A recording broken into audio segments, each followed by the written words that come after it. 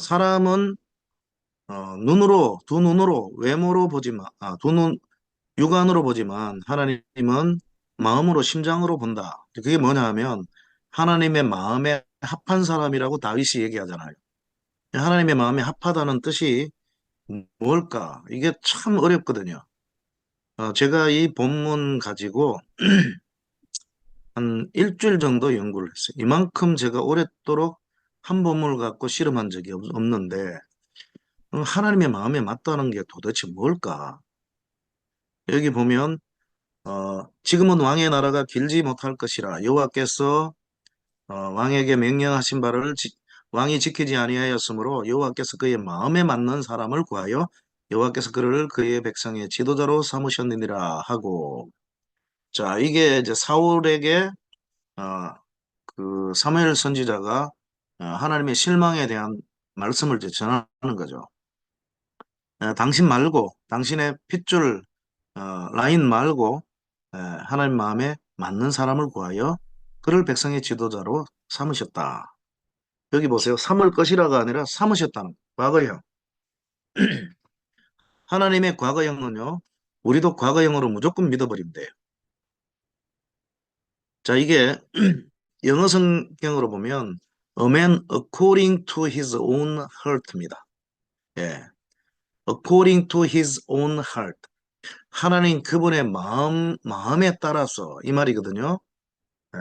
그런데 어, 이걸 쉽게 얘기하면 그의 마음에 일치하는 사람, 일치하는 사람. 또 다른 말로 하면 그의 마음과 같은 사람. 하나님의 말씀에 내 마음을 맞추는 거죠. 내 마음에 하나님의 마음을 맞추려고 하는 것이 아니고. 그 다음에 그분의 마음과 하나가 되는 걸 얘기합니다. 하나가 되는 거. 그리고 더 구체적으로 눈에 보이죠. 그의 마음에 내 마음을 이양해버리는 사람. 아까 대체라고 했잖아. 그죠? 하나님의 마음으로 내 마음을 대체하는 거예요. 예. 이게 바로 하나님의 마음에 합한 사람이라는 뜻입니다. 종합하면 하나님 마음과 동일한 하나가 되도록 자신의 마음을 일치시키고 그분에게 내 마음을 이양시키는 사람을 의미합니다. 예. 그래서 사도행전 13장 22절 하반절을 보면 내가 이새의 아들 다윗을 만나니 내 마음에 맞는 사람이라. 예. 내 뜻을 다 이루리라. 자, 그래서 하나님은 두 인간들처럼 두 눈으로 보는 것이 아니라 마음으로 본다는 거예요. 이런 깊숙한 의미를 갖고 있는데 사람은 외모를 보거니와 나 여호와는 중심을 본다로 해버리면 그 깊은 의미가 살아나질 않아요. 예. 그래서 내가 이새의 아들 다윗을 만나니 내 마음에 일치하는 사람이라. 내 마음에 자기 마음을 이양하는 사람이더라. 그래서 내가 그놈을 통해서 내 뜻을 다 이루게 하겠다. 하나님의 리더로 쓰임받는 사람들은 하나님의 마음에 자기 마음을 완전히 맞추고 이양하는, 동일시하는 이런 사람이 되어야 된다고 말씀하고 있는데 오늘 우리에게 주는 메시지도 강하죠. 그래서 너희가 내 안에 가고 내 말이 너희 안에 가면 무엇이든 원한 대로 구하라 그리하면 이루리라. 하나님의 마음과 내 마음이 딱 맞아 떨어지면요. 그때 기적이 일어나는 거죠. 예. 자, 그리고 넘어갑니다. 예. 자, 제가 얼마나 질문을 많이 던지는지 한번 보세요.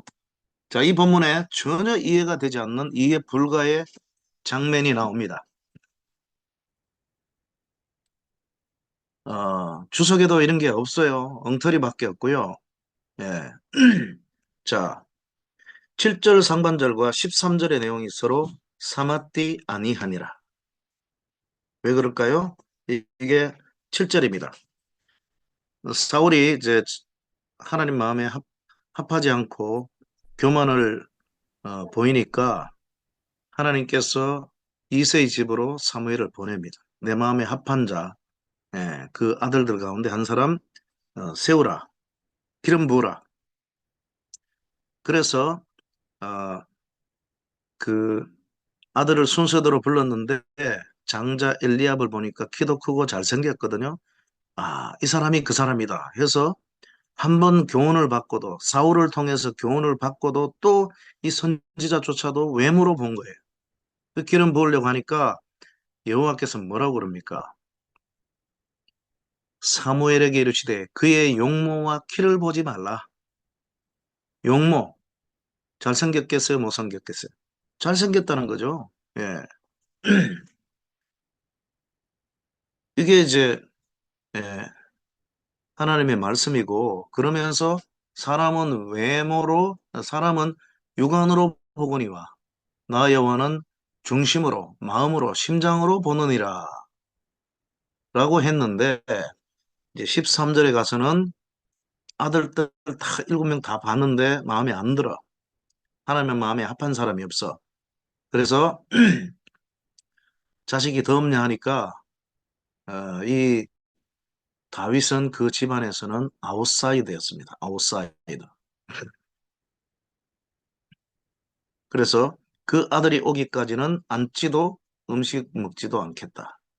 그래서 그 아들을 딱 데려왔는데 그에 대한 평가를 한번 보세요. 이에 사람을 보내어 다윗을 데려오매 그의 외모는 뛰어나지 않았으나 마음이 선하고 믿음이 출중하더라. 이렇게 돼 있으면 7절의 말씀이 이해가 돼요.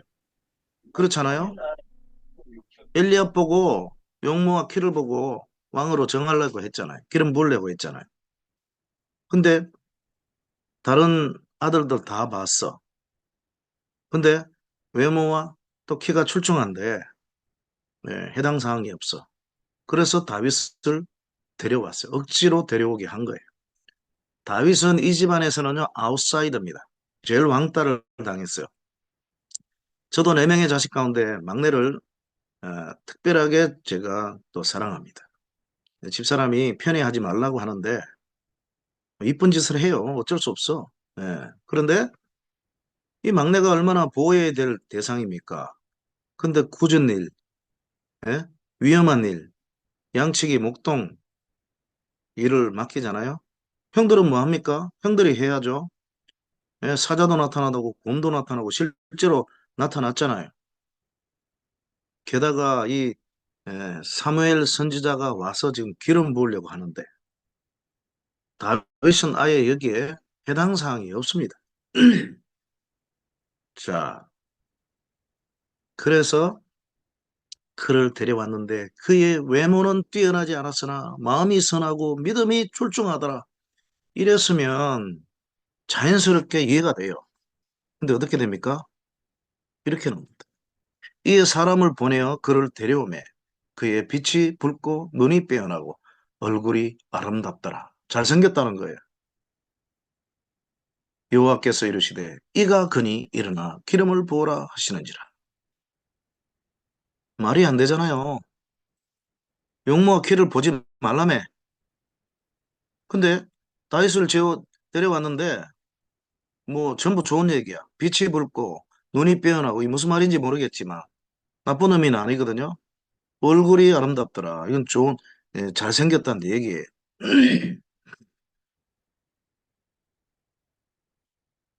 저처럼 질문을 해야 됩니다. 의문을 가져야 돼요. 성경은 틀리지 않아요. 성경을 여러분, 성경이 틀릴까 봐 여러분 질문 안 하고 하지 마세요. 성경은 틀리지 않습니다. 절대로 틀리지 않습니다. 저는 틀리지 않는다는 100% 믿고 그런데 무화과나무의 비유가 이해 안 됐어요. 너무 쉬운 거니까. 알고 봤더니만 예수님의 의도는 딴 데 있었던 거예요. 무화과나무 열매에 있는 게 아니고 잎사귀에 있었던 거예요. 결국은 뭐예요? 제 국어 실력이 부족했다는 거예요. 예. 근데 이 본문도 읽으면서 야, 이거 말이 안 된다가 나와야 됩니다. 형들이 외모가 좋아가지고 키도 크고 그래서 안 뽑았잖아요. 그러면 다윗은 키도 작고 외모도 나빴어야 되잖아요. 내적으로 퀄리티가 있었다. 이렇게 돼야 되는데 전부 그렇죠. 좋은 얘기야. 그의 빛이 붉고 얼굴 빛이 붉고 뭐 나쁜 얘기겠어요? 눈이 빼어나고 좋은 얘기겠죠. 얼굴이 아름답더라. 잘생겼다 얘기거든. 아멘. 그래서 여러분들이 질문을 던져야 돼요. 이걸 가지고 제가 주석들을 다 찾아보고 이걸 해결하려고요. 두 주가 네. 걸린 거예요. 두 주가. 예, 해결을 했습니다. 그러니까 보여드리죠. 아, 다윗이 못생겼겠어요? 우리는 안 봤어요. 근데 다윗은 시도 잘 짓고 악기도 잘 다루고 그 다음에 얼굴도 괜찮은 사람이었습니다. 아멘. 그런데 다윗이 제가 수업하는 학생들 이게 여자로 얘기해야지 비유가 제대로 되니까 여자로 바꿀게요. 제 수업하는 학생들이 한 30명 된다고 가정했을 때 30명의 이 학생들 가운데는 제일 이쁜 인물이에요. 그런데 이 다윗의 언니들은 모두가 미스 코리아나 미스 월드 정도 될 정도로 비교가 안 됐다는 거예요. 키도 다윗이 뭐 작은 키는 아니었겠지만 형들은 키가 막 너 다윗보다도 비교할 수 없을 정도로 컸다는 거예요. 그러니까 이 아버지는 왕따 시키는 거예요. 저놈 저거 제일 떨어진 놈이다. 예? 형들은 다 잘생기고 예? 출중한데 키도 크고 저놈은 제일 우리 집에서는 제일 못생겼어. 예. 키도 제일 작아. 외적인 모습은 보는 거예요. 눈으로 보니까 두 눈으로 아버지조차도 형들도 마찬가지고. 그래서 다윗은 이렇게 아웃사이더로 집안에서는 제일 천한 대우를 받은 겁니다. 근데 보니까 딱 불러왔는데 얼굴이 아름답더라. 그러면 여러분 질문을 해야 돼요. 말도 안 된다 이거. 자, 이렇게 돼 있는데요. 다윗의 특징. 예. 보세요. 첫째, 그의 빛이 붉고 이게 뭐를 의미하는지를 제가 보여드리겠습니다. 빛이 붉었다는 것은 나이가 어리다는 걸 얘기합니다. 이에 사람을 보내어 그를 데려오니 그의 빛이 붉고 여러분 요즘 대한민국은요 연세가 많으면 참 비참해져요. 전철 타고 가다가 중학생, 여학생한테 늙으면 다야? 예? 그리고 또 어떤 처녀한테 핸드폰으로 아저씨가 막 이걸로 막 찍어갖고 머리 피가 나고요. 결국 경찰서에 입건됐더라고. 그 미친 여자. 제가 그 현장에 있었으면 그냥 안 놔둡니다. 박살 내버립니다. 다 그냥 구경하고 이것만 찍고 있어, 이것만 찍고 있어. 예? 대한민국이 큰일이에요. 네, 큰일이에요, 진짜. 나이 많으면 천대 멸시당하고 이 젊은 놈들이 철딱선이 없고. 네. 그런데요, 성경 시대는 달라요. 성경 시대는 나이 많은 게 영광입니다. 그래서 우리는 성경 시대를 가지고 이해를 해야 돼요. 아, 왜냐? 나이가 많으면 덕이 있고 지혜가 있잖아요. 인생 경험이 있잖아요. 그래서 나이 네. 많은 사람을 우대합니다. 아멘. 오히려 나이가 어린 연수하면 업신여김 당하는 거예요. 그래서 이렇게 번역해 줘야 돼. 이에 사람을 보내어 그를 데려오매 그는 앳돼 보이는 얼굴이다. 그러니까 예, 형제들로부터 제일 어린 놈, 저 막내 놈, 말째, 말째란 번역이 아주 좋아요. 예, 지혜가 부족하고 철딱선이 없는 놈 이런 말입니다, 여러분. 예. 그래서 이르되 아직 막내가 남았는데 막내라 그러면 귀염둥이로 늘 생각하는데 말째란 번역이 참 좋아요. 어? 마지막 놈 저거. 예? 나이도 제일 어린 철딱선이 없는 놈 이런 말이에요. 이렇게 번역해 줘야 돼요. 예. 이세가 이르되 아직 제일 작은 놈 하나 볼품없는 존재가 있긴 한데 그저 들판에서 양을 지키는 천한 목동에 불과하나이다. 16장 11절입니다. 예. 아웃사이더입니다. 여기 보세요. 내 부모는 나를 버렸으나 다윗의 고백이 부모 형제들은요 버린 거나 마찬가지예요. 예? 짐승한테 몰려 죽더라도 예? 네가 가라. 예. 내 부모는 나를 버렸다 그러잖아요. 그러나 여호와는 나를 영접하시리라.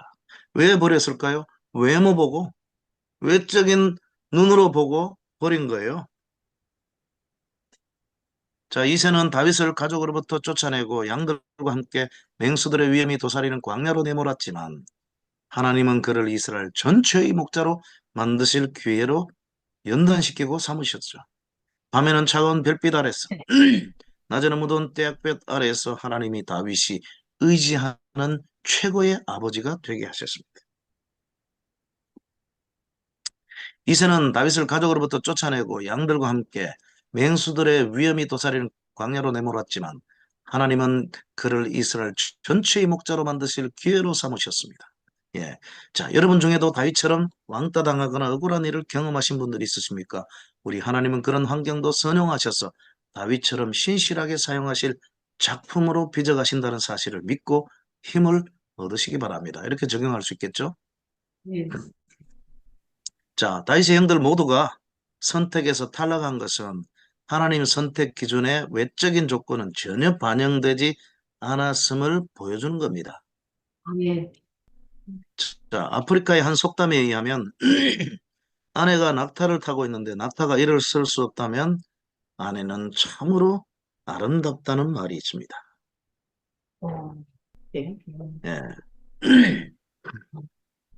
실제로 키가 작고 예쁘장한 아내를 둔 서아프리카의 한 젊은 선교사는 그 나라 사람들이 자기를 결혼 잘못한 것으로 평가해서 애먹었다고 합니다. 예. 키가 작으면 결혼 잘못됐다라고 그렇게 평가를 받는 나라예요. 이 아프리카 팀북투라고 하는 곳이. 저 같은 사람이 거기 가면 얼마나 예? 그 조롱당하고 멸시당하겠습니까? 키는 크고 봐야 됩니다. 저 같은 사람들은 또 키 큰 사람들 보고 쓸데없이 키만 커가지고 예? 그렇게 얘기하긴 하는데요.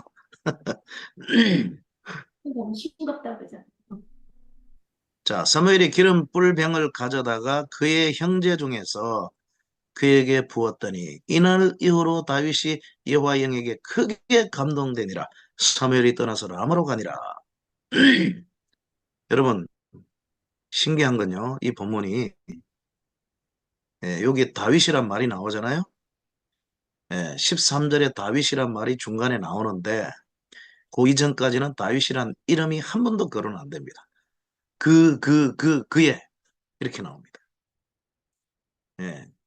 다윗의 이름이 계속 그라고 표현되다가 13절에 써야 비로소 다윗이라는 그것도 앞에서는 그의 이렇게 나오잖아요. 이것은 그 정도로 다윗은 별 볼 일 없는 존재로 취급받았음을 이 저자가 우리에게 지금 보여주는 거예요. 이름도 거론 안 할 정도로 가치 없는 존재로 봤다는 거예요. 그러니까 다윗이 악기도 잘 다루고 또 싸움도 잘하고 믿음도 좋았는데 다윗이 못생겼다라고 볼 수는 없겠죠. 그런데 형들은요, 다윗과 좋게 비교가 안 될 정도로 미스터 코리아 정도로 그렇게 출중하게 키도 크고 잘생겼다고 그렇게 보시면 돼요. 그런 집안이 있죠, 그죠? 야, 막내가 참 이쁜데. 그래갖고 사랑에 빠져서 선보러 갔는데 가보니까 언니들은 막 더 이뻐. 이런 경우가 있잖아, 그죠? 이제 그런 경우로 이해하시면 됩니다. 자, 여기서 우리는 이세가 대답한 뉘앙스를 잘 파악해 볼 필요가 있습니다. 아, 막내 녀석이 있는데 그놈은 양을 치고 있지요. 막내 녀석은 철없는 미성년자로서 아직 이런 자리에 참석할 놈이 못 되죠. 다윗이 가족 안에서 어떤 대우를 받았는지 안 봐도 훤하지 않습니까? 안 봐도 비디오죠. 아들이면서도 아들 같지 않은 대우를 받았던 다윗을 한번 생각해 보십시오. 어찌 보면 외롭고 쓸쓸하고 가족들에게서 버림받은 것 같고 소외당하고 왕따를 당한 것 같은 한 소년이 양을 지키며 앉아 있습니다. 우리는 성경의 곳곳에 나타난 말씀들을 통해 다윗이 어떤 모습으로 양들을 돌봤는지 그려볼 수 있습니다. 다윗은 잠시 들판에 누워서 흘러가는 구름과 하늘을 바라보며 주님의 말씀을 묵상하고 있습니다. 이내 일어나서는 하프를 타고 주님의 역사를 찬양하는 노래를 부르기도 하고 때로는 찬송시를 직접 지어서 노래를 붙여보기도 합니다. 자, 여기 보세요. 베들렘 에브라다야, 너는 유다 족속 중에 작을지라도 이스라엘을 다스릴 자가 네게서 내게로 나올 것이라. 하나님의 방법은 외적으로 뭐 좋은 그런 게 없습니다. 서울에서 인전하기보다는 경상도나 전라도에서 인재들이 많이 나죠. 예.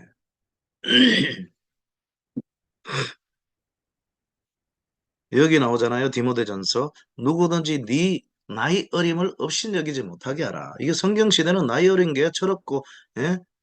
무식하다 이렇게 대우받은 거예요. 두 번째, 눈이 빼어나고는 뭐를 의미하느냐?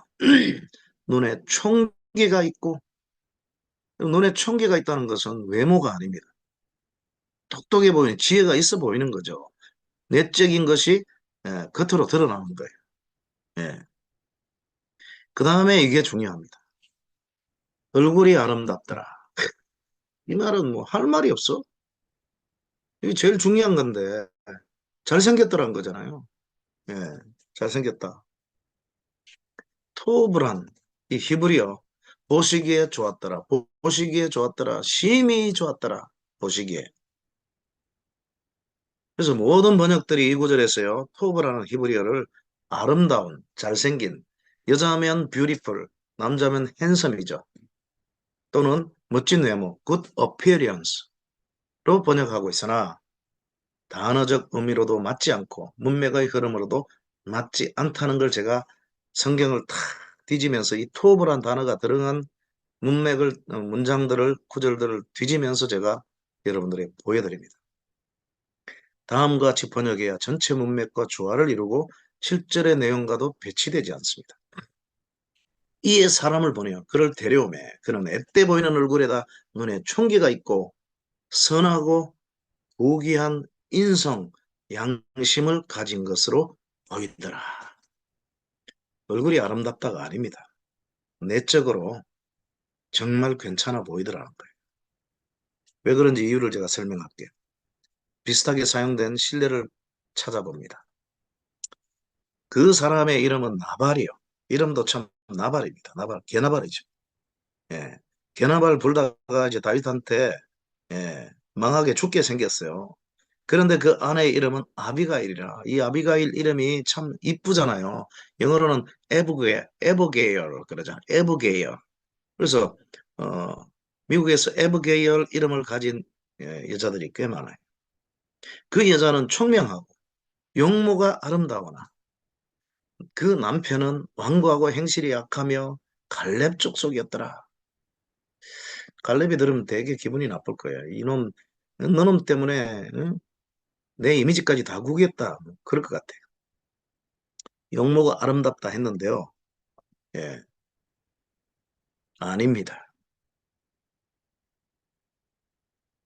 음, 토브란 말은요.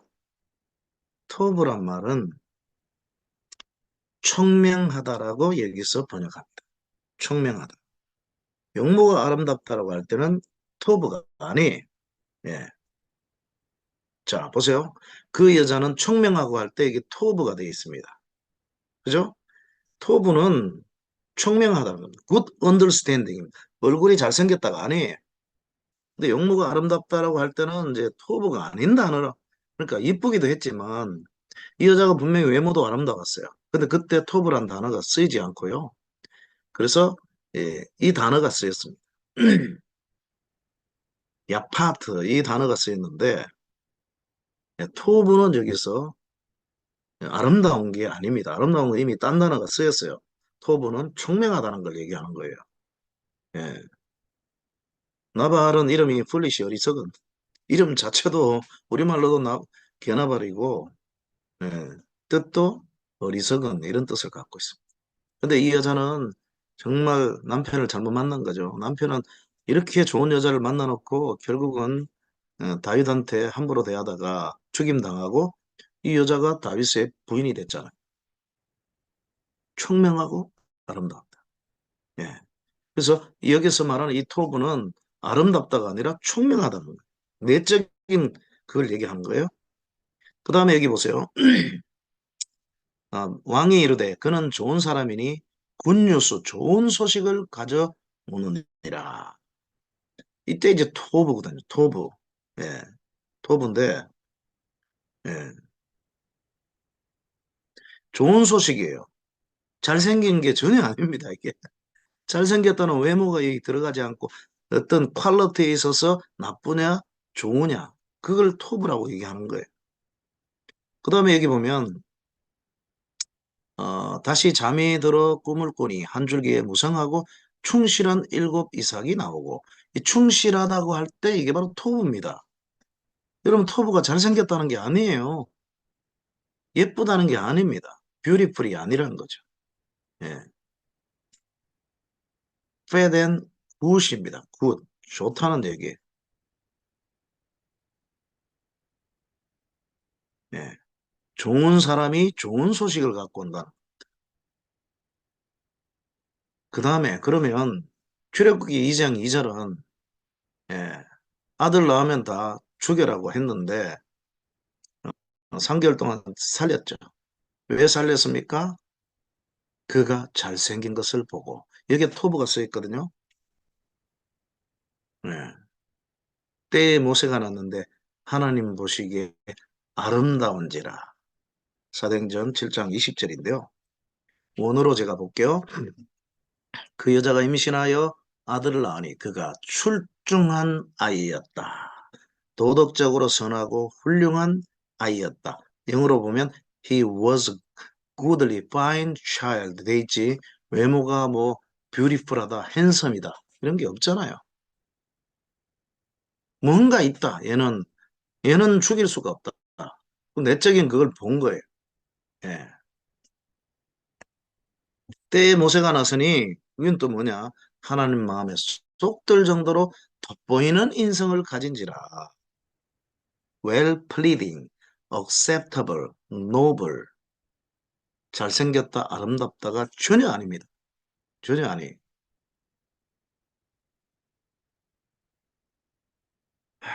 또 여기 보면 왕보다 더 나은 사무엘이 그에게 이르되 여호와께서 오늘 이스라엘 나라를 왕에게서 떼어 왕보다 더 나은 왕의 이웃에게 주셨나이다. 더 나은 왕보다 하나님의 뜻을 더 잘 이행하는 더 잘생긴 아닙니다. 예. 여기도 토부가 쓰였어요. 여러분 전부 내적인 걸 얘기하잖아요. 제가 하나 예를 든 게 아니잖아요. 여러 가지 예를 지금 다 들어보잖아요. 외적인 모습이 아니에요. 그래서 이렇게 해석을 해줘야, 번역을 해야 문제가 없습니다. 이에 사람을 보내어 그를 다윗을 데려오매 그는 앳돼 보이는 얼굴에다가 철딱선이 없어 보이죠. 그 다음에 눈에 총기가 있어요. 뭐 내적인 거죠. 그 다음 선하고 고귀한 인성을 가진 것으로 보이더라. 외적인 모습 없잖아요. 키가 크고 용모가 잘생겼다. 없잖아요. 그래야 이렇게 번역을 해야 저 같은 사람이 질문을 안 하게 되는 겁니다. 그렇죠? 예.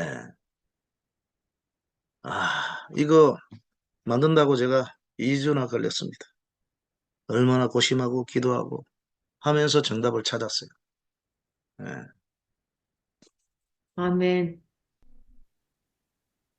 저에게 최고의 기쁨은 이렇게 성경에서 진미를 제가 깨닫고 파헤쳐서 얻었을 때, 맛봤을 때 이게 최고의 기쁨입니다. 제 딸이 하버드 대학을 들어가고 그거는 비교가 안 되는 그런 행복이었습니다. 예. 여러분들에게도 이런 행복이 앞으로 계속 있으시길 바랍니다. 아멘. 감사합니다. 자, 이거 뭐, 예, 엄청나게 많은 분량인데요. 중요한 핵심 부분만 제가 말씀드렸고, 어, 입다의 딸을 가지고 제가 해볼게요. 여러분, 이 사사기에서 나오는, 11장에 나오는 입다가 딸을 번제물로 바쳤다. 과연 번제물로 바쳤을까? 만약에 번제물로 바쳤으면 잘못된 서원 이행자라고 해서 우리는 입다처럼 하지 말자. 이렇게 나와야 되고, 모범적 서원 이행자라면 우리도 이 입다처럼, 특별히 입다의 딸처럼 비록 내게는 손해가 된다 할지라도 하나님과의 약속을 반드시 서원을 이루어야 된다라고 그렇게 교훈을 내려야 될 겁니다. 근데 많은 경우에 입다가 번제물로 바쳐진 처녀다 이렇게 들어왔습니다. 이것도 하나는 제가 한 가지를 해결을 못했는데 그 한 가지까지도 하나님이 해결하게 해주셨어요. 그게 맨 마지막에 나오는데요. 자, 결론부터 말씀드리면 입다는 딸을 성전에 번제물로 바치지 않았습니다. 입다의 딸은 죽임을 당하지 않고 처녀로 평생 살았습니다. 성전의 수종드는 여인으로 처녀로 살았겠죠. 자, 그 이유를 어, 한 15가지, 16가지로 여러분들에게 소개합니다. 이게요, 성경 해석의 결과가 설교에 미치는 영향입니다. 우리는 입다처럼 하지 말자. 또 우리는 입다처럼 해야 된다. 해석에 따라서, 서기에 따라서 설교의 결과는 완전히 달라지는 거예요. 잘못된 소원, 3대지로 하나님과 동행하며 출정하는 입다. 하나님을 시험하는 입다. 어리석은 소원 때문에 딸을 잃은 입다. 이렇게 3대지로 설교한 분을 봤어요. 그런가 하면 이동훈 목사님은 제가 유학을 가던 해, 이때 이 사사기에서 강해 설교집이 나왔는데 이 지금까지 제가 들어왔던 것과는 전혀 다른 견해였습니다. 구체적으로 이유를 밝히진 않았지만 우리 시대 그리스도인들은 자신의 이기심이나 손해보는 것을 싫어해서 하나님께 약속 한번 못하고 살아가는데 입다처럼 성령에 의한 약속을 했다면 그 약속을 반드시 지키는 귀한 신앙인이 되어야 한다. 이걸 그렇게 강조했어요. 네.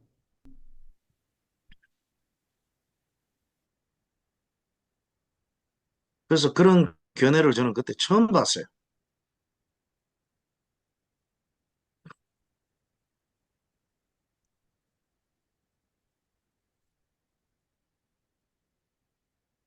음, 자, 입다가, 입다의 딸이 번제물로 바치지 않았다는 이유를 제가 여러분들에게 소개하는데요. 첫 번째, 그렇게 되면 입다를 이제 나쁜 사람으로 봐야 되겠죠. 자, 그런데 그게 아닙니다. 입다야말로 정말 우리가 본받아야 될 대단한 사람. 비록 출신 성분이 안 좋았지만 영향력 있는 리더십의 소유자였다. 이것은 이제 안 받쳐진 것과는 직접적인 영향은 없어요. 자, 여기 보면 기생 또는 창녀가 길르앗에게서 낳은 아들이었다.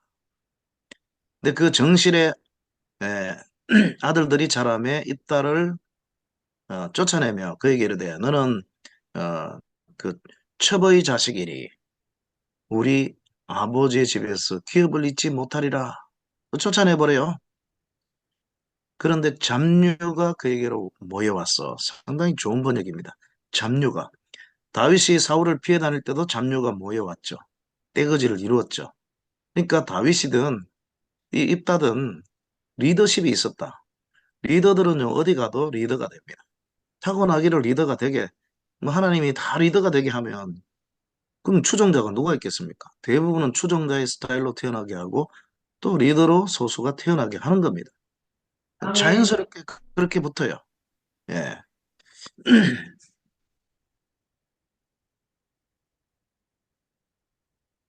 두 번째는 이스라엘 역사에 대한 상당한 지식이 있습니다. 이스라엘 역사가 바로 이 성경인데요. 성경에 대한 상당한 지식이 있습니다. 여기 보면 입다가 암몬 자손의 왕에게 사자들을 다시 보내갖고 이제 그에게 하는 말이에요. 예, 문서로 적어줬겠죠. 입다가 이같이 말하노라 하면서 쭉 얘기하는데 보면 이스라엘 역사를 아주 해박하게 알고 있어요. 무식한 사람이 전혀 아니란 겁니다. 세 번째는 하나님 중심의 사람이었어요. 보세요. 이스라엘의 하나님 여호와께서, 이스라엘 하나님 여호와께서, 우리 하나님 여호와께서, 심판하시는 여호와께서. 여러분, 첩의 자식이라 해서 이스라엘에서 쫓겨나가지고 이방 민족한테 잡녀들 모아갖고 하다 보니까 나쁜 짓도 하고, 그 다음에 이방에 잘못된 그 자식을 바치는, 예, 번제물로 바치는 그 제사에 영향 받았다 이렇게 생각하는데요. 전혀 아니잖아요. 이렇게 하나님 중심의 삶을 살았어요. 그래서 레아를 한 번은 불러서 스피커를 좀 꺼주세요. 같이 지켜서 가지고 좀 썼으면 좋겠다. 입다가 미스바에서 자기의 말을 다 여호와 앞에 아뢰니라. 쳐다보면서 여러분, 명하고 하나님과 지금 대화하는 사람이에요. 이 사람이. 이런 네. 것들 팀한테 자세히 물어보고 쌤이 다 설명을 해주더라고. 배터리도 바꿔야 이것 좀 돼. 꺼주세요. 꺼주세요. 소리 다 들려요. 그래서 주인이 수시로 와서 살펴야 쓰레기장에 소리 다 들려요. 그 종이 막그 어디 떨어 공사장에서 떨어졌는지 그게 떨어져 네 번째로 입다는요. 겸손까지 겸비한 사람입니다. 있어요. 사랑해. 그거 사랑해 하신 분 그거 좀 꺼주세요. 소리 다 들려요. 입다가 길러 장로들에게 이르되 너희가 나를 데리고 고향으로 돌아가서 암몬 자손과 싸우게 할 때에 만일 여호와께서 그들을 내게 넘겨주시면 내가 과연 너희의 우두머리가 되겠느냐. 자, 이게 우리가 생각하는 입다였다면 어떻게 됩니까? 입다는 장비처럼 술 좋아하고 여자 좋아하고 예, 싸움 잘하고 예, 하나님 모르고 이방 신들을 많이 섬겨갖고 번제물로나 태워 죽이는 약속이나 하고 이렇게 생각하잖아요. 그런 사람 같으면 어떻게 돼야 돼요? 길라 장로들이 이 입다를 쫓아낼 때 그 정실의 자식들만 쫓아낸 게 아니라 장로들도 쫓아냈어요. 성경에 나와요. 그러면 저 같았으면 고소하다 이놈들아 나를 쫓아낼 때는 언제고 너희들이 위급하다고 그래도 무리가 있는 나한테 왔느냐? 예, 망하든 말든 나는 신경 안 써 하고 전쟁에 안 나갈 수 있는데 예, 혹시 전쟁에 나가더라도 자기를 과시하잖아요. 예, 내가 암몬 자손과 싸울 때에 만일 내가 그들을 정복하면 너희들 나를 우두머리로 삼을래? 이렇게 말할 수 있잖아요. 또 뭐라고 합니까? 만일 여호와께서 그들을 내게 넘겨주시면 삼손하고도 달라요. 하나님이 전쟁에서 승리하게 해주시고 하나님 중심의 사람이고 겸손한 사람이 이 사람이. 여러분이 생각하는 입다가 아니라고요. 여기 아까도 봤지만 입다가 미스바에서 자기의 말을 다 여호와 앞에 아뢰니라. 하나님 절대 주권 속에 살아가는 사람이에요. 네. 다섯 번째, 개인 감정보다 애국심이 더 강한 사람이었습니다. 개인 감정은 전쟁에 안 나가는 거죠. 에라이, 날 쫓아낼 때는 언제고 내가 이제 좀 어? 무리들을 데리고 있으니까 나밖에 의지할 데가 없지. 고소하다 이놈들아 한번 당해봐라. 원수 갚을 마음이 있었으면 예, 전쟁에 나가지 않죠. 그런데 입다는 자기 개인 감정보다는 애국심이 더 강한 사람이었습니다. 애국심이. 그래서 입다가 길라 장로들에게 이르되 너희가 나를 데리고 고향으로 돌아가서 암몬 자손과 싸우게 할 때, 그러니까 내가 가서 싸울 때 여호와께서 그들을 내게 넘겨주시면 너희들 나를 우두머리로 삼을래? 이제 그 말이죠.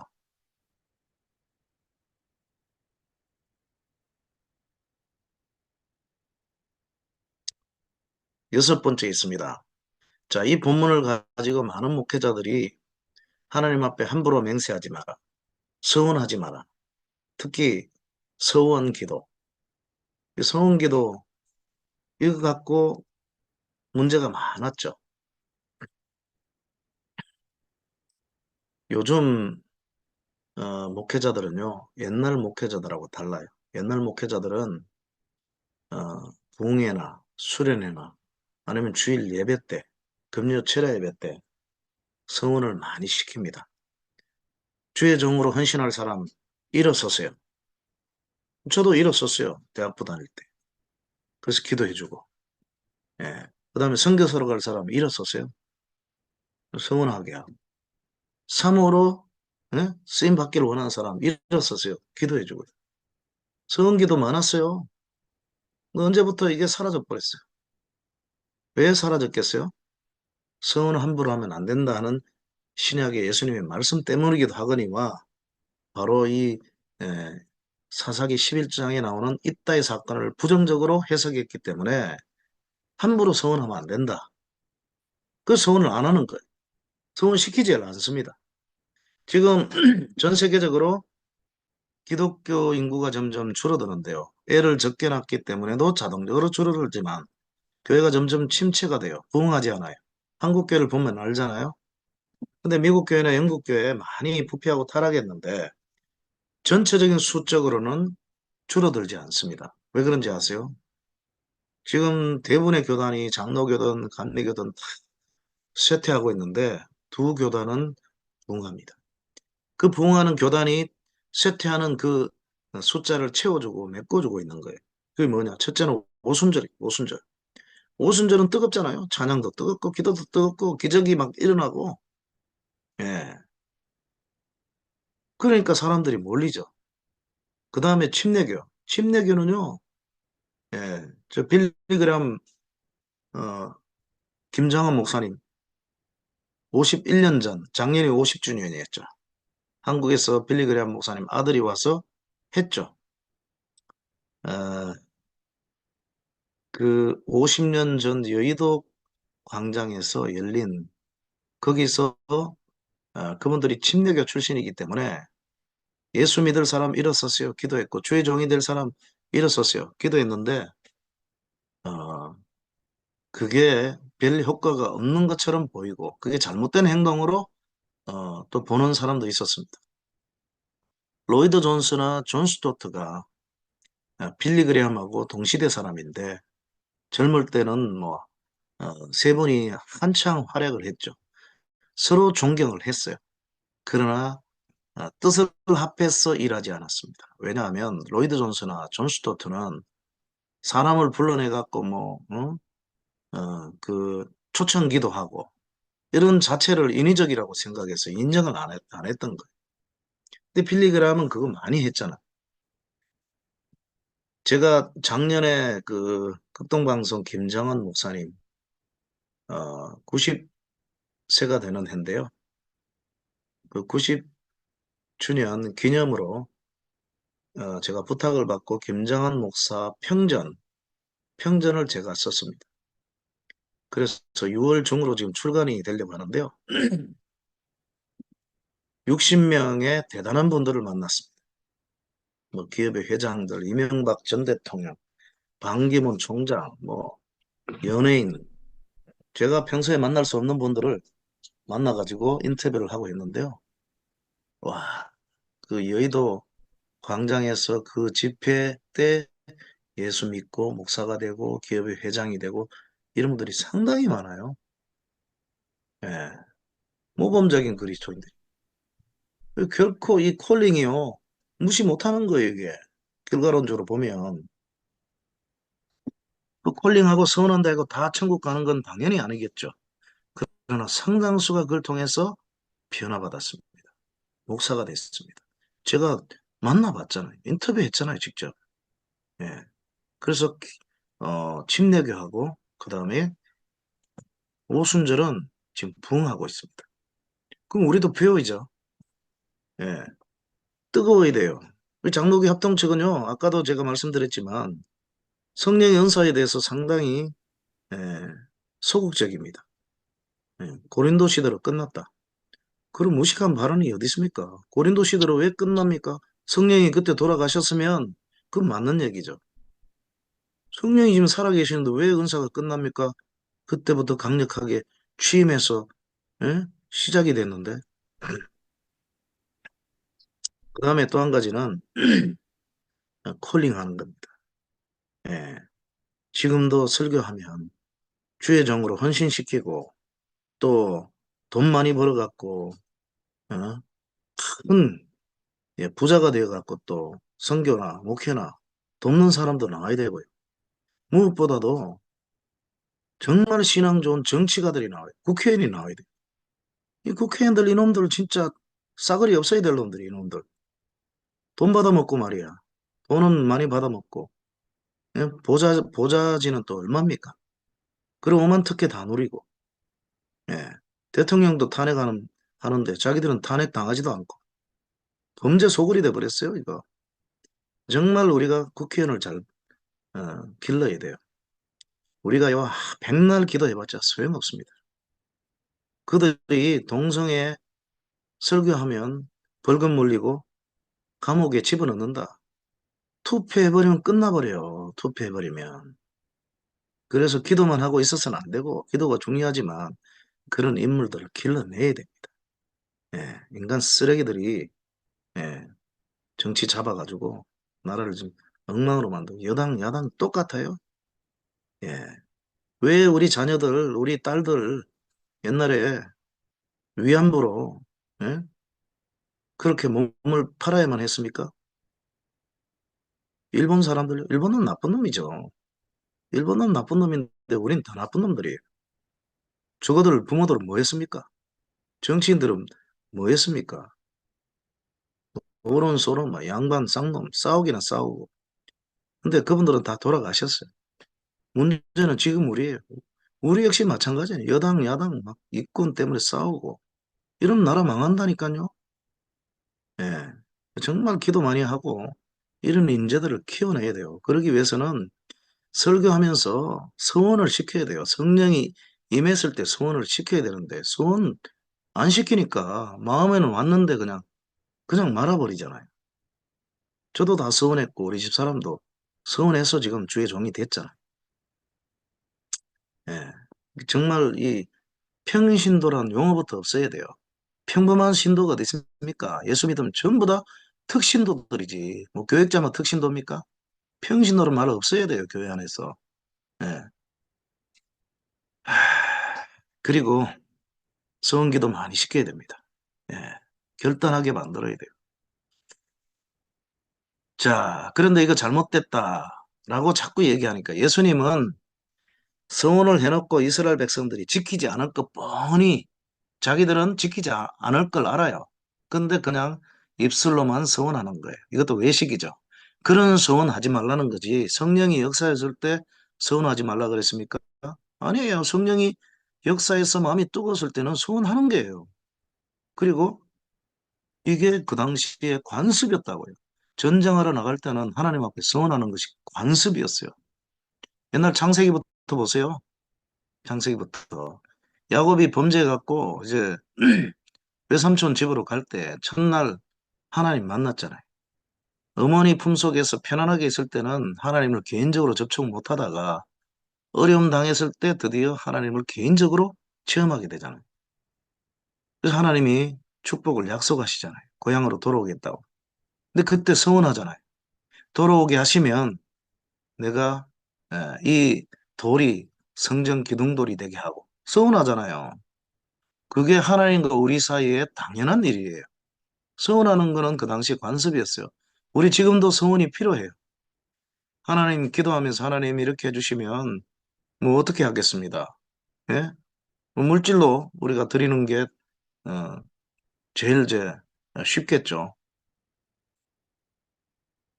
전쟁하러 나가기 전에 선지자에게 이제 물어보라 그럽니다. 이 전쟁이 누구의 것이냐? 너희의 것이다. 전쟁에 승리한다 그러면 돌아올 때 뭐 하겠습니다. 이렇게 하는 게 지극히 정상이었어요. 자, 보세요. 그가 여호와께 서원하여 이르되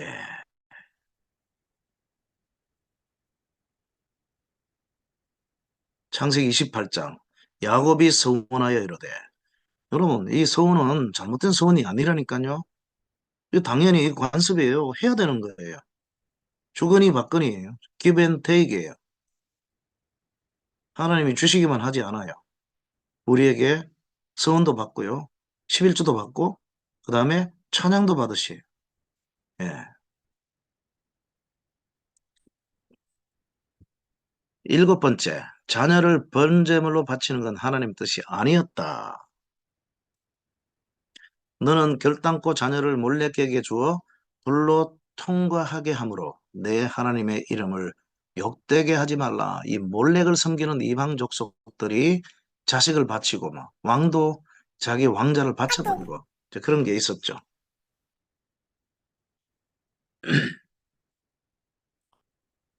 그의 자식을 몰렉에게 주면 반드시 죽이되 그 지방 사람이 돌로 칠 것이요. 죽임을 당해야 된다는 거예요. 여호와께서 꺼리시며 가증히 여기시는 일, 자녀들의 자녀를 불살라 그들의 신들에게 드렸다. 이게 여호와께서 꺼리고 가증히 여기는 일인데 입다가 이걸 몰랐을 리가 없습니다. 몰랐을 리가 없어요. 예. 하나님 중심적인 삶을 살았는데요. 그 다음에 이게 이제 점점 갈수록 더 확실한 이유가 나옵니다. 서원했을 때가요, 다름 아닌 성령이 임했을 바로 그때였어요. 자, 봅니다. 이에 여호와의 영 성령이 입다에게 임하시니 입다가 길르앗과 문하세를 지나 여기에 이르고 여기서부터 암몬 자손에게로 나아갈 때 그가 여호와께 서원하여 이르되 여러분 하나님의 영 성령이 임했을 당시에 지금 서원한 겁니다. 성령이 악신이면 바쳤다가 맞아요. 여호와의 영이 임했어요. 그런데 잘못된 서원을 했을 리가 있습니까? 절대 없습니다. 자, 그리고 이스라엘의 뭐 전쟁도 마찬가지로 무슨 일이든 하나님은 작은 죄악까지도 용납하지 않습니다. 만약 이것이 하나님이 원치 않는 정말 우리가 본받지 말아야 될 그런 서원이 맞았다면 오늘 이 사건에서 이 전쟁에서 패배를 하나님이 선물로 주셨을 겁니다. 다 그랬어요. 아이성전투 아주 작은 성인데요. 아간의 그 죄가 있잖아요. 그 한 가정 한 사람의 죄 때문에 이스라엘이 패해버렸잖아요. 예. 지금 이거는 그 몰래에게 바치는 거나 뭐 하나님에게 바치는 거나 대상이 하나님일 뿐이지 산 사람을 불태워 죽이는 것은 있을 수가 없어요. 예. 그러면 반드시 이 전쟁에 패했어야 됩니다. 근데 승리했잖아요. 이에 입다가 단문 자손에게 이르러 그들과 싸우더니 여호와께서 그들을 그의 손에 넘겨주시는 선물을 주셨다고요. 이게 잘못된 서원입니까 이게? 아니죠. 그 다음에 이게 중요합니다. 이게 또 확실한 근거가 여기 나옵니다. 딸이 그에게 이르되 나의 아버지여 아버지께서 여호와를 향하여 입을 여셨으니 서원을 하셨으니 아버지가 서원하신 대로 제게 행하소서. 행해야 될 이유를 얘기합니다. 왜냐하면 여호와께서 아버지를 위하여 아버지의 대적 암몬 자손에게 원수를 갚으셨습니다. 전쟁에 승리했다는 거예요.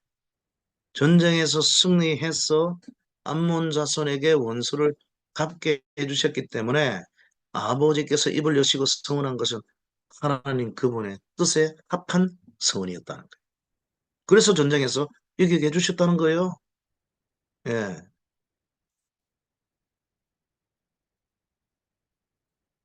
대단하죠. 제가 이따의 딸이었으면 전 도망갔을 겁니다. 경찰에 신고하든지. 내가 소원도 안 했는데 왜 내가 죽습니까? 여기서는 입다보다도 입다의 딸의 신앙이 정말 대단한 거죠. 내 하나님 여호와께 서원하거든 갚기를 더디하지 말라. 내 입으로 말한 것은 그대로 실행하도록 유의하라. 무릇 장원한 예물은 내 하나님 여호와께 네가 서원하여 입으로 언약한 대로 네 행할지니라. 서원한 것은 반드시 행해야 된다는 거예요. 그 다음에 10번이 또 중요합니다. 번제는 누가 드리는 겁니까? 이 제사장이 드리는 거예요. 왕이 드릴 수 없어요. 사울 왕이 드릴 수 없는 제사를 드렸죠. 그래서 버림받았잖아요. 뭐 다른 제도 있었지만. 번제는 제사장이 하는 행위인데 분명히 이 입다가 만약에 번제물로 태워주겠다 그러면 어떤 제사장한테 드려달라고 얘기했을 거 아니겠어요?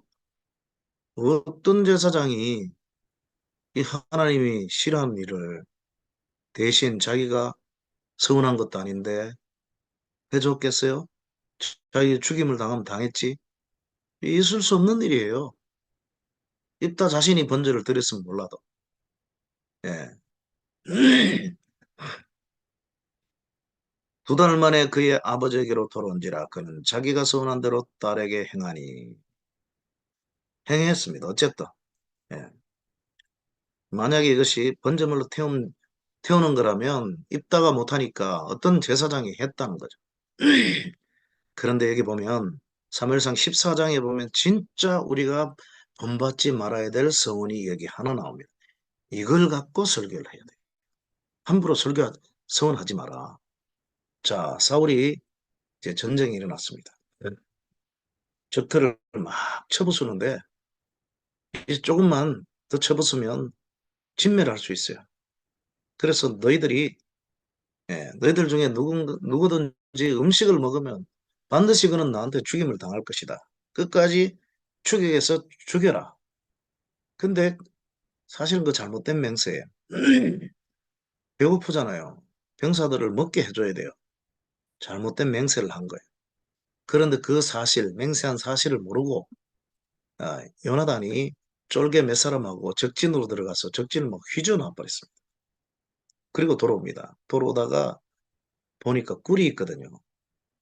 배가 고프잖아요. 중노동을 싸움을 했으니까 그걸 먹으니까 눈이 떠져졌다 그랬죠. 기운이 솟구쳤다 그랬죠. 이거 이제 사울이 한 거예요. 예, 그 사실을 안 게 아니라 예, 누군가는 먹었다. 그래갖고 제비를 뽑았는데 자기 아들 요나단이 딱 걸린 거예요. 그래서 요나단을 죽이려고 했어요. 지금 입단은요 사사밖에 안 돼요. 근데 사울은 이스라엘의 막강한 초대 왕입니다. 왕이 죽이려고 하니까 뭐라고 그럽니까? 백성이 사울에게 말하되 이스라엘의 큰 구원을 이룬 요나단이 죽겠나이까 결단코 그렇지 아니하니이다. 여호와의 살아계심을 두고 맹세하옵나니 그의 머리털 하나도 땅에 떨어지지 아니할 것은 그가 오늘 하나님과 동력해서 이 승리를 가져왔다는 것. 작은 승리를 가져와서 기점을 만들었는데 그래서 백성이 요나단을 구원하여 죽지 않게 하니라. 여러분 힘없는 백성들도 하나님이 원치 않는 하나님 뜻에 맞지 않는 그 성원을 지키려고 할 때 나서갖고 못 죽이게 했어요. 근데 왕도 아닌 일개 리더가 어떤 제사장한테 대신 번제물을 드려달라. 여러분 같으면 그거 하겠습니까? 하나님 앞에 범죄인데 내가 죽으면 죽었지. 있을 수 없는 일이에요. 만약에 제사장들이 안 한다 해갖고 이따가 스스로 하려 그러면 그거 시인하더라고. 주변 사람들이 말렸겠어 안 말렸겠어요? 당연히 말리죠. 있을 수 없는 일입니다. 있을 수 없는 일. 자, 11번. 처녀로 지냄 때문에 부녀간에 그리 슬퍼하고 애곡했습니다. 예, 그런 얘기인데요. 자, 성혼을 하긴 했는데 딸이 거기에 해당될 줄은 꿈에도 몰랐다는 거죠.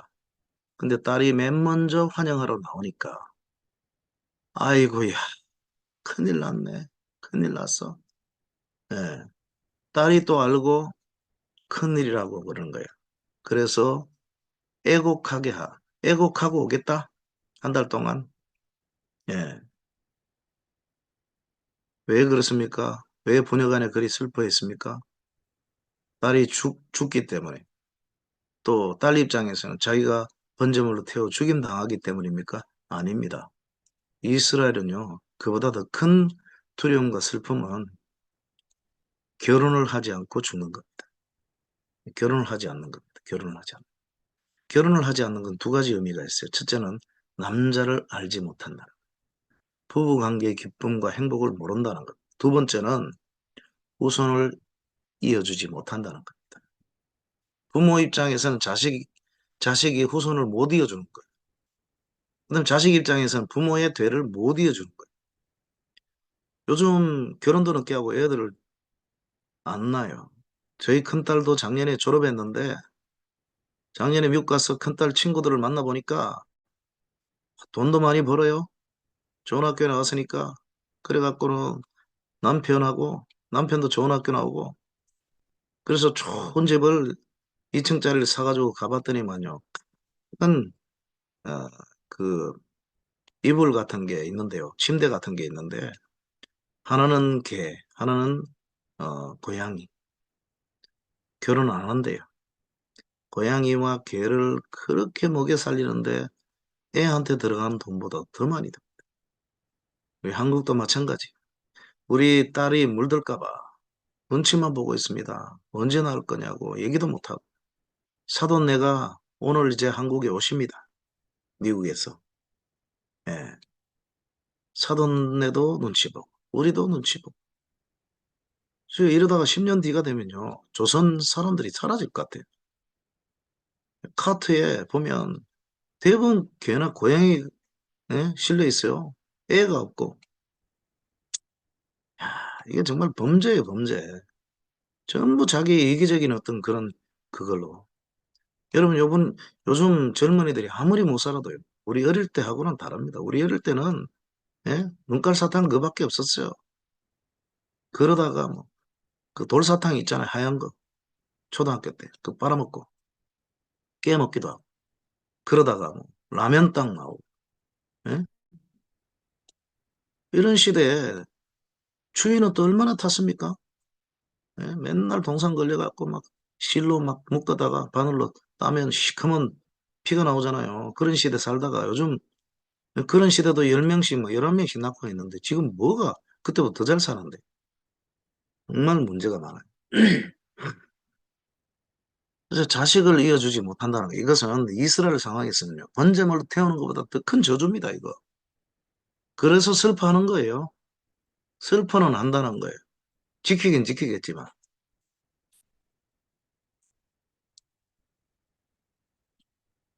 이스라엘 상황에서는 번제로 죽음보다 결혼하지 못하고 처녀로 살다가 가는 것이 더 큰 저주를 의미했다. 그래서 애곡하는 거예요. 그래서 두 달 동안 애곡하고 두 달 만에 그의 아버지에게로 돌아온지라. 결정적인 증거입니다. 예. 3번부터가 결정적인 증거를 보여드렸는데 이제 진짜 결정적인 증거들이 나옵니다. 성경의 기록은 입다의 딸이 죽었다는 내용이 0.001%도 하나도 없습니다. 처녀로 남은 것을 기록합니다. 잘 보십시오. 또 그의 아버지에게 이르되 이 일만 내게 허락하사 나를 두 달만 버려주소서. 내가 내 여자친구들과 산에 가서 나의 처녀로 죽음을 인하여 애곡하겠나이다. 그 다음 또 처녀로 죽음을 인하여 애곡하고 그 다음에 남자를 알지 못하고 죽으니라. 이게 한글 개역. 수십 년 동안 잘못 번역되어 왔던 한글 개역입니다. 여기 보시면 큰 보통 글씨의 3분의 2밖에 안 되는 작은 글자체가 나오죠. 성경에 이런 것들이 나오면요. 원문에 없는 내용을 이 번역가가 집어넣었다라고 이해하시면 100% 맞습니다. 번제물로 드리겠나이다. 그 말이 맨 처음 나오니까 여기는 번제물이 죽임이 아니고 그냥 처녀예요. 처녀로 인하여 애국하겠나이다 하니까 좀 더 구체적으로 이제 오해 안 하도록 죽음을 집어넣은 거예요. 만약에 번제물로 바쳐진 게 맞다면 그게 더 좋은 번역이죠. 읽는 사람들이 실수 안 하도록, 오해하지 않도록 이렇게 예, 그 원저자의 의도에 맞게 예, 번역을 해주면 더 좋은 번역이 되는 거예요. 아닐 때는 저 치명적인 결함이 되는 겁니다. 자, 죽음이란 단어 하나도 없다는 거 말씀드리고요. 예. 자, 밑에 것이 바로 원문대로입니다. 내가 내 여자친구들과 산에 가서 나의 처녀성으로 인하여 처녀로 산다는 거, 결혼 못하고 자식도 못 낳고 사는 것으로 인해서 슬퍼하고 오겠다는 겁니다. 그래서 그녀가 그 여자친구들과 가서 산 위에서 평생 처녀로 남아야 함으로 인하여 애곡하고 2달 만에 그의 아버지에게로 돌아온지라. 그는 자기가 서원한 대로, 그래서 여기서 그는 입다죠. 주어가 바뀝니다. 입다는 자기가 서원한 대로 딸에게 행하니, 요게 결론입니다, 여러분. 딸이 남자를 알지 못하고 죽었더라고요? 아닙니다. 남자를 알지 못하였더라. 이것이 바로 야다. 아담이 하와를 알았더라. 섹스 안 했다는 겁니다. 부부관계 안 했다는 겁니다. 왜냐? 할 수 없죠. 처녀니까. 결혼 안 했으니까. 영어 성경도 보세요. She had never known a man. 어떤 남자도 알지 못했다. 관계하지 않았다. 결혼한 적이 없다. 여러분, 이게 성경이에요, 이게. 로야다. 알지 못하였다. 죽었다는 게 있습니까? 사망이란 단어가 하나도 없어요. Because of her virginity. 처녀 때문에 슬퍼한 거예요. 완전히 잘못된 번역입니다. 그 다음에 여기 나오잖아요.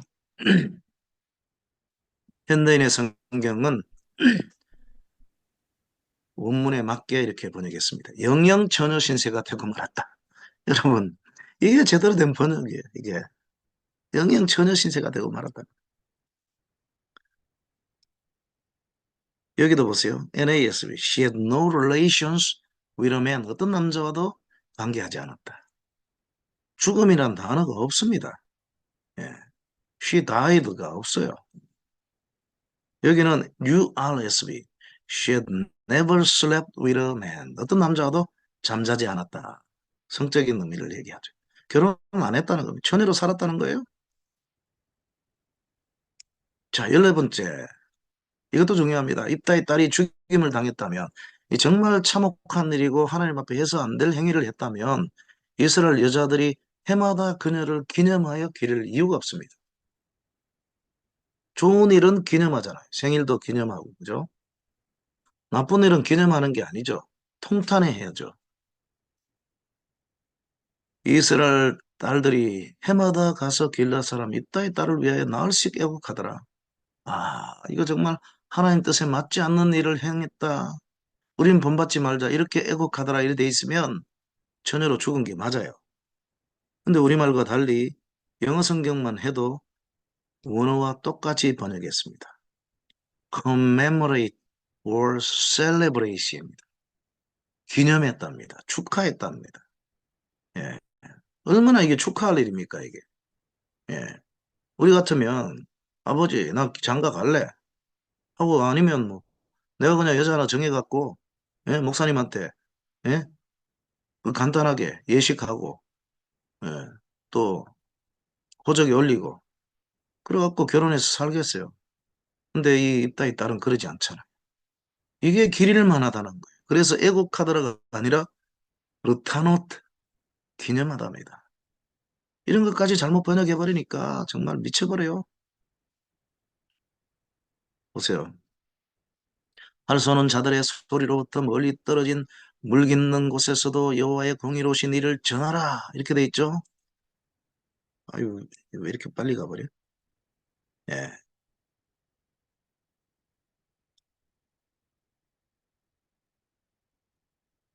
할 쏘는 자들의 소리로부터 멀리 떨어진 물 깃는 곳에서도 여호와의 공의로우신 이를 전이 빠져야 됩니다. 다른 사람에게 이야기해서 함께 전하라. 르타노십니다. 좋은 얘기니까 대대적으로 전해라. 이 말입니다. 나쁜 일 같으면 전하면 안 되죠. 이거.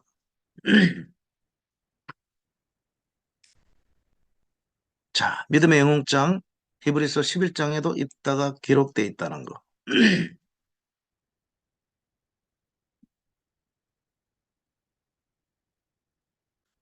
자, 사람 바침을 서원했다면 값을 정할 수 있다. 사람을 여호와께로 드리기로 서원하였으면 너는 그 값을 정하니라. 정할지니라. 사람을 드리기로 서원했으면 값을 정해갖고 바칠 수 있다는 거. 사람을 불러 태워주기로 할 필요는 없다는 거죠. 예, 이런 게 나오고요. 그 다음에 마지막, 이게 중요합니다. 제가 이거는 해결을 못했어요, 그동안. 못했는데 이것까지도 해결해 버렸습니다.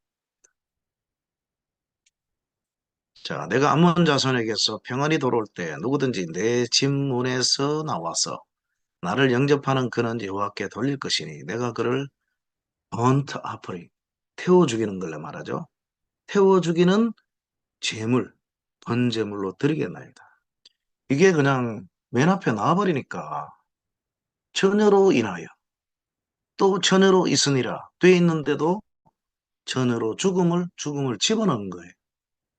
진짜 번제물이 맞다면 원문과는 달리 죽음을 집어넣는 게 더 좋은 번역이에요. 그렇잖아요? 그런데 지금 무려 16개의 이유로 봤을 때에 그냥 태워 죽인 게 아니란 게 명확히 드러나죠. 근데 이걸 제가 해결을 못했고 이걸 학자들이 해결을 못해요. 예. 자, 제가 이걸 해결을 했습니다.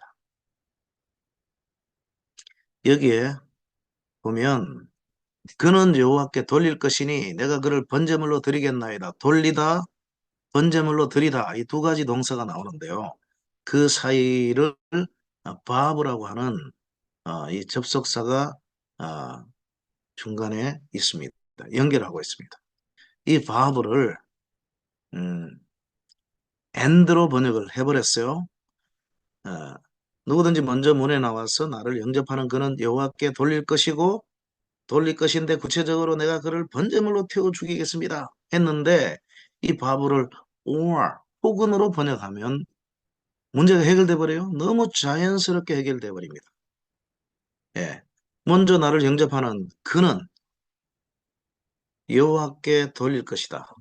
만약에 사람이면 예, 딸이 될 줄 몰랐죠. 딸이 되니까 이제 처녀로 이제 하나님께 바쳐지는 거죠. 혹은 짐승일 때는 내가 번제물로 태워 죽이겠습니다. 양자택일이죠. 양자택. 양자의 길을 아이에게 해놓은 거예요. 그 중에 짐승이 아니라 사람이 해당되고 그것도 딸이 해당되니까 처녀로 인하여 처녀로 있으니라. 이렇게 된 겁니다. 너무 통쾌했어요. 그렇게 번역하면 되잖아요. 누구든지 먼저 나를 영접하는 그는 여호와께 돌리거나 아니면 짐승이면 번제물로 드리겠나이다. 자, 이 바브가 and가 아니라 or로 번역된 또 신뢰들을 여러분들에게 소개합니다. 여호와의 사자가 더 나아가서 좌나 우로 피할 데 없는 좁은 곳에 선지라. 좌 혹은 우입니다. 양자택일이에요.